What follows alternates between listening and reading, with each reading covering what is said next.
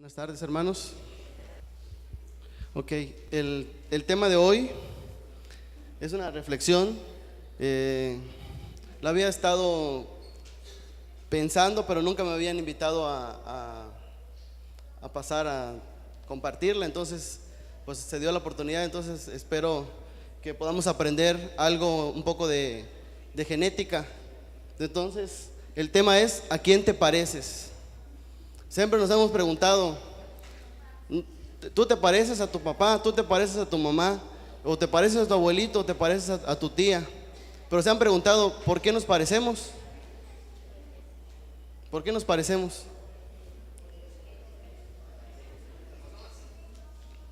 Por los cromosomas, por los genes. Más o menos va algo parecido. Entonces vamos a ver a grandes rasgos por qué es que nos parecemos realmente a nuestro papá, o a nuestra mamá, o a nuestro tío, o a un abuelito.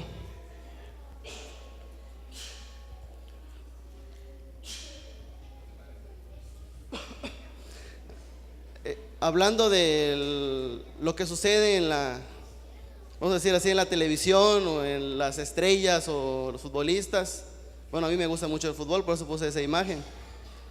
Pero siempre los comparan, y que se parecen y que no se parecen. Pero aquí, ellos no se parecen tal vez físicamente, pero por la forma en la que ellos juegan. O también muchos niños quieren ser como ellos. No sé, por lo menos yo he visto muchas personas que tienen en su playera, ¿no?, que Ronaldo, que Messi, que quieren jugar como ellos, y hasta celebran los goles como ellos.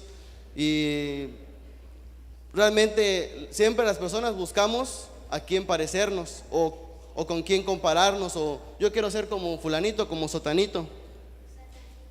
Según ahí en internet, investigando, según que ellos tienen según parecido, Chicharito y el otro, no sé cómo es que se llama, Bruno Mars o algo así se llama. Entonces, que según se parecen. Y si uno busca o a veces llega en el Face, ¿no?, que tú te pareces, o que te tomes una foto y que busques cómo te verías con un artista, ¿no?, que tiene según semejanza.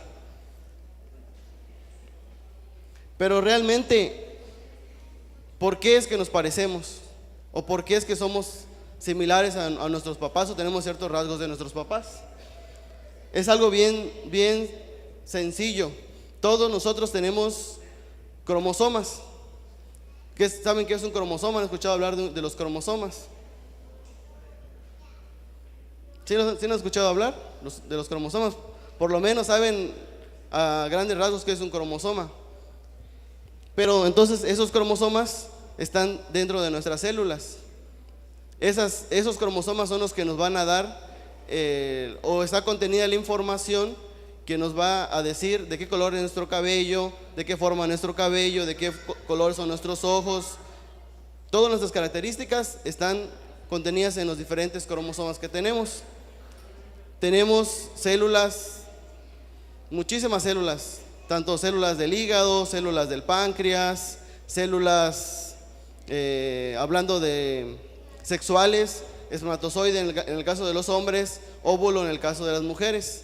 Pero hay una particularidad que ahorita lo vamos a ver más adelante, que solamente se presentan esas dos células, tanto en las células espermatozoides o en las mujeres en el óvulo.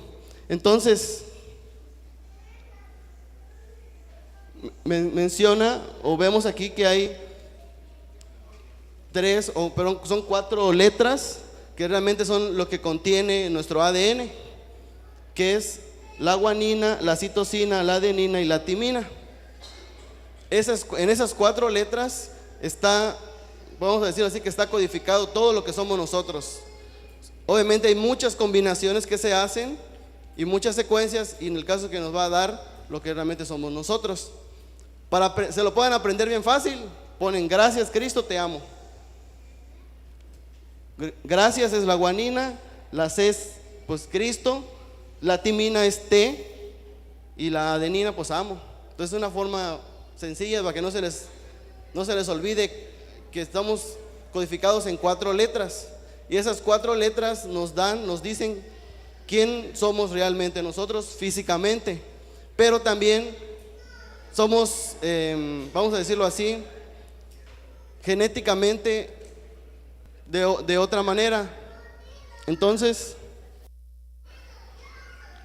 ¿cómo esas letras nos van a dar lo que somos? Por diferentes combinaciones que se hacen, que van a dar origen a aminoácidos. Los aminoácidos, ¿qué son? ¿Has escuchado hablar de los aminoácidos? ¿O le estoy hablando en chino, japonés, mandarín? Los aminoácidos simplemente son, ¿cómo lo podemos definir? Como una unidad muy pequeña. Si lo vemos químicamente, está formada por un grupo amino y que tiene un grupo carboxilo y que tiene un montón de compuestos, pero que al final ese montón de aminoácidos o ese conjunto de aminoácidos nos va a dar una proteína. Y las proteínas, todos hemos escuchado hablar de las proteínas, que comes alimentos altos en proteínas o bajos en proteínas de acuerdo a las necesidades que tengamos nosotros. Y nuestro cuerpo está compuesto por proteínas. Y esas proteínas, un ejemplo de una proteína es la insulina. Esa hormona que nosotros tenemos que se produce en el páncreas, que ayuda a que la glucosa pueda entrar a la célula. ¿Y esa hormona cómo se produce? Pues está codificado en esto, en esas letras.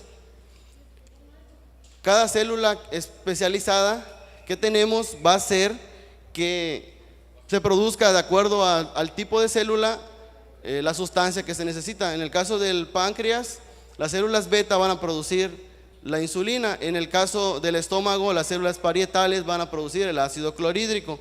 En el caso ¿qué le podemos decir? Del cerebro se producen ciertos neurotransmisores.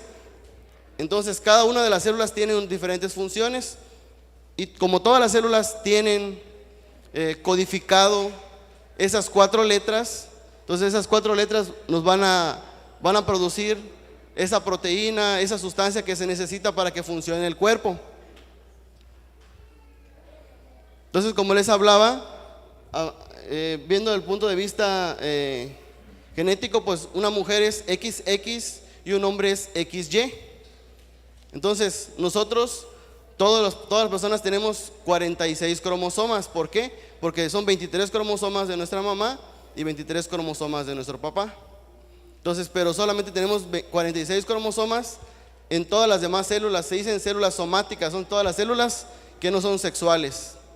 Y las únicas células, las células sexuales, son las que tienen 23 cromosomas, nada más. Entonces, en todas las células de nuestro cuerpo que no sean células sexuales, que son óvulos o espermatozoide, tenemos 46 cromosomas. Nada más en las células sexuales tenemos 23 cromosomas. Entonces, por eso viene el término haploide. Haploide quiere decir que solamente tiene 23 cromosomas, y diploide, que tiene 46 cromosomas. Entonces, ese es un ejemplo de los 23 cromosomas que podemos tener. Y obviamente tenemos del 1, pues están duplicados, 2 unos, 2 2, 2 3, así, hasta que sean 46 cromosomas.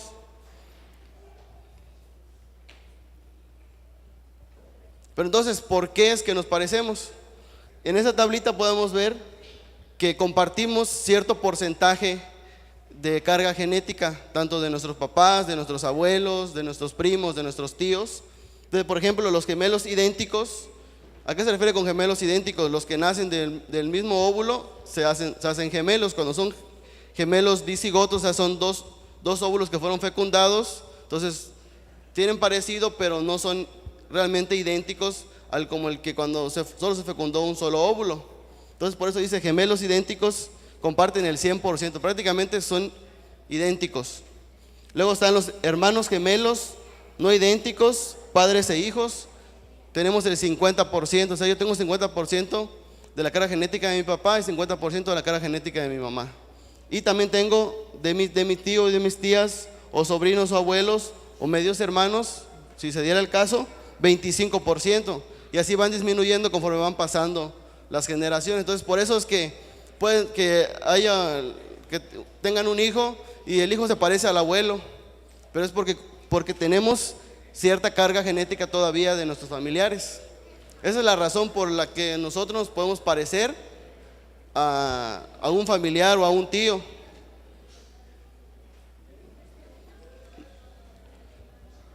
¿Tienen alguna pregunta, alguna duda? ¿O los confundí más? Claro, como el agua del bulevar cuando llueve. ¿No tienen alguna pregunta? Nada. Antes de que sigamos ahora a la aplicación bíblica del a quién nos parecemos.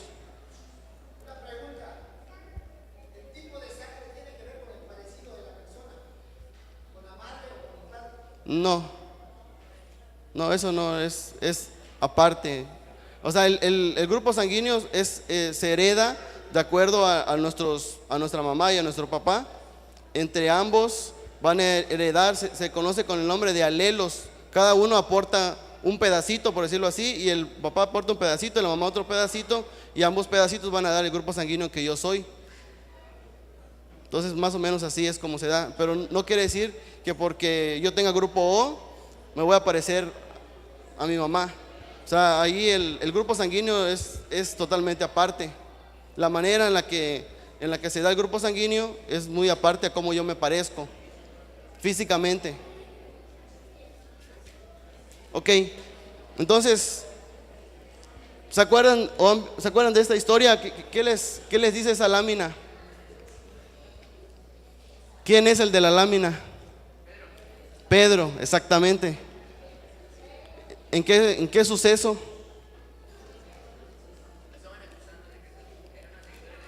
Exactamente. Cuando a Jesús lo aprendieron, ¿se acuerdan que Pedro los siguió de lejos y luego entró al recinto donde lo estaban acusando a Jesús? Y Pedro, pues estaba ahí como que observando nada más. Y luego pues, si leemos en el libro está en Mateo, creo que es Mateo 19, si no mal recuerdo, donde vemos que hay una de las criadas o de los que estaban ahí de la servidumbre que le dicen: tú eres uno de ellos. ¿Y qué dijo Pedro? No lo conozco, ni siquiera sé quién es. Y luego menciona el libro de Juan que pasó como una hora y otra vez le volvieron a decir: tú eres uno de ellos, porque tu forma de hablar dice que tú eres uno de ellos. Entonces Pedro no podía esconder quién era realmente, porque él había estado con Jesús, estuvo con Jesús 3 años y medio. Entonces el convivir con Jesús le hizo ser, o sea, no poder ocultar quién era realmente. Entonces, yo les Mateo 19, perdón, es Mateo 26. Entonces dice: un poco después, acercándose los que allí estaban, dijeron a Pedro: verdaderamente tú eres de ellos, porque aún tu manera de hablar te descubre. Entonces realmente Pedro no podía negar que había estado con Jesús.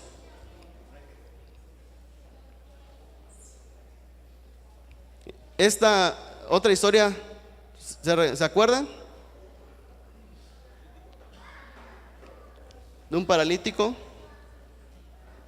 Es de Pedro y Juan cuando llegaron a la puerta de la Hermosa, exactamente. Y el paralítico, ¿qué quería?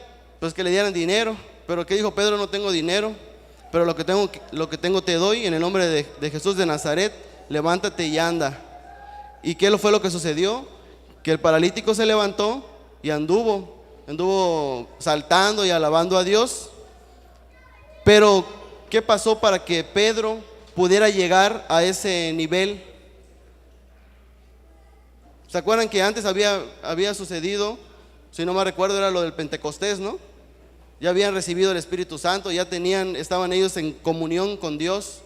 Entonces ya tenía poder, vamos a decirlo así, pero eso lo daba la comunión que tenían ellos con Dios.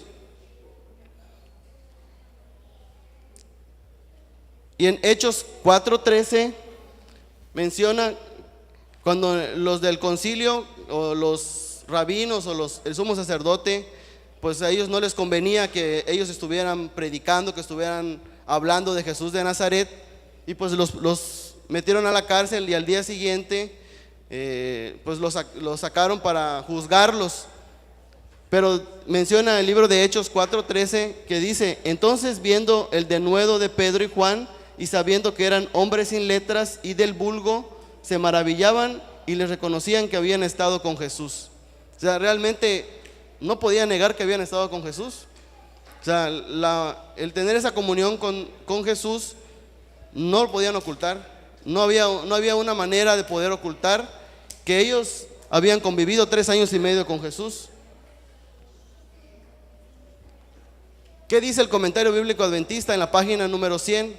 Me llama la atención cómo es que se explica esa parte de este versículo. Dice: Pedro ya había declarado ante el Sanedrín que su poder emanaba de Jesús de Nazaret.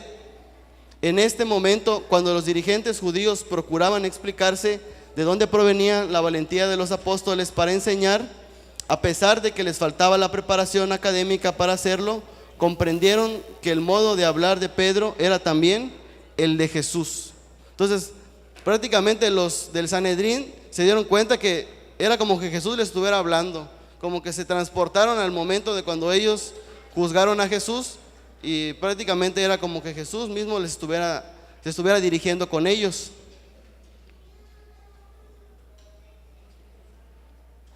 Otro comentario interesante que dice el comentario bíblico: para el Sanedrín tuvo que haber sido como si Jesús estuviera de nuevo vivo ante sus ojos en la persona de sus 2 discípulos. Así debería ocurrir siempre con todos los que verdaderamente siguen a Cristo. Para el cristiano que habla en representación de su maestro, el mayor poder y la más grande convicción provienen de que haya estado con Jesús en oración. Entonces, realmente el secreto era que habían estado con Jesús en oración. Por eso ellos no podían negar que habían estado con Jesús. Entonces, nosotros hacemos lo mismo. Cuando las personas hablan con nosotros, ¿están viendo a Jesús? En meditación y en compañerismo en todas las actividades de la vida, esta clase de comunión con el Divino Señor proporciona un privilegio inestimable, un poder transformador y una seria responsabilidad para el servicio de Cristo. Eso es lo que dice el comentario bíblico adventista en la página 101. ¿Y qué dice Elena G. de White al respecto? También ella comenta en Hechos de los Apóstoles algo parecido. Dice: después de la transfiguración de Cristo, a nadie vieron sino solo a Jesús. Hace énfasis que solamente vieron a Jesús. Entonces, el solamente estar con Jesús se halla el secreto de la vida y el poder que señaló la historia de la iglesia primitiva. Ese es el secreto, estar con Jesús. Cuando los discípulos oyeron por primera vez las palabras de Cristo, sintieron su necesidad de Él. Le buscaron, le hallaron y le siguieron. Estuvieron con Él en el templo, a la mesa, en la ladera de la montaña, en el campo, y eran como alumnos con un maestro y recibían diariamente de Él lecciones de verdad eterna. Entonces, prácticamente los discípulos estuvieron día y noche con su maestro. A donde quiera que iba el maestro, ellos iban. Entonces, pues ¿cómo pueden negar que habían estado con Jesús? No lo podían negar, porque hasta su manera de hablar era como Jesús. Otra cita muy interesante también dice: después de la ascensión del Salvador, el sentido de la presencia divina llena de amor y luz permaneció todavía con ellos. La luz y el amor y el poder de un Cristo que moraba en ellos irradiaba de ellos, de modo que los hombres al contemplarlos se maravillaban. Eso lo dice Elena G. de White en el Hechos de los Apóstoles, en la página 53. Entonces, ¿cómo nosotros podemos imitar a Cristo? Les invito a buscar Efesios 5:1, que fue la lectura bíblica. ¿Alguien que lo pueda leer, por favor?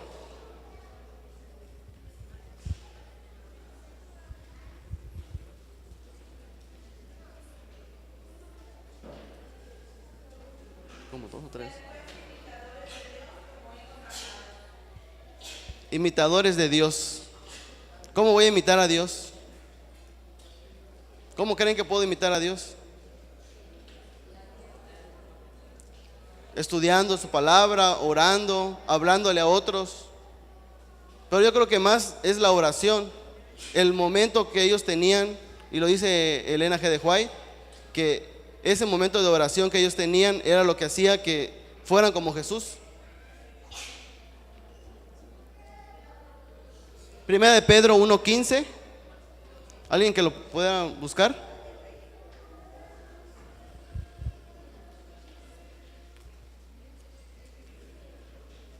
Primera de Pedro 1:15.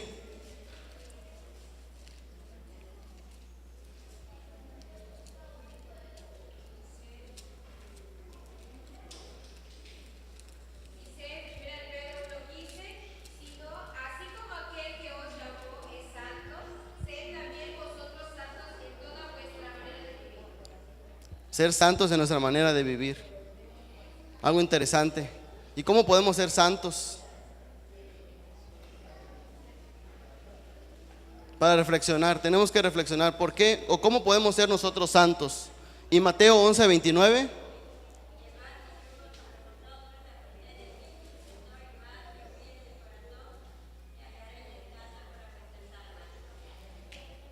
Prácticamente, ¿qué nos está pidiendo? Que imitemos a Jesús, que seamos como Él. ¿Y cómo lo podemos hacer? Esa es la pregunta del millón. ¿Cómo podemos ser como Jesús? Entonces los invito a que en nuestra vida podamos reflejar a Jesús. Sé que hay situaciones, hay momentos a veces de debilidad o momentos de mucho trabajo, pero tenemos que sacar un momento para estar a solas con Jesús. Así como decía el canto, debe ser hoy. Entonces, pongamos nuestra vida en sus manos y que Él sea el que dirija cada uno de nuestros pensamientos y nuestras acciones. Que Dios los bendiga.